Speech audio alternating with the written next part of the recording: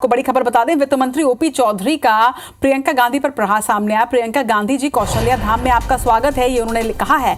इसके साथ ही उन्होंने ये भी कहा कि प्रियंका गांधी आपको कांग्रेस प्रवक्ता राधिका खेड़ा के लिए लड़ना चाहिए।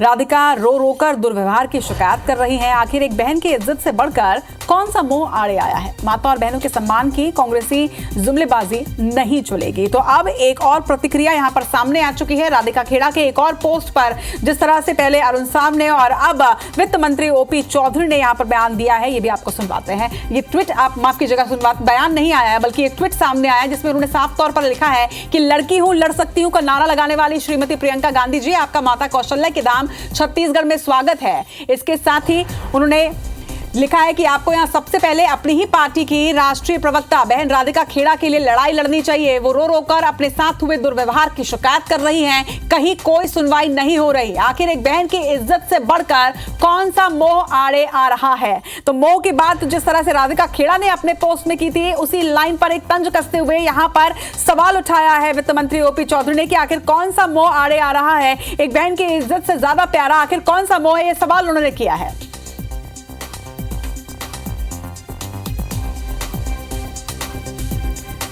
चलो, तो एक तरफ ओपी चौधरी का ये ट्वीट, दूसरी तरफ आपने अभी अभी ये भी सुना कि छत्तीसगढ़ के डिप्टी सीएम अरुण साव ने क्या कुछ कहा, और उसके साथ ही रायपुर विधायक राजेश मूणत का बयान भी आपने सुना। सभी अब ये प्रश्न खड़ा कर रहे हैं कि आखिर प्रियंका गांधी क्या राधिका खेड़े मामले में संज्ञान लेंगी? क्या वो जब आती है छत्तीसगढ़, क्योंकि आज उनका छत्तीसगढ़ दौरा है और अब किसी भी क्षण वो पहुंच जाएंगे और पहुंचने के बाद उनकी सभा होनी है, लेकिन देखना होगा कि क्या इस मामले में प्रियंका गांधी का कोई भी प्रतिक्रिया सामने आती है। और उनका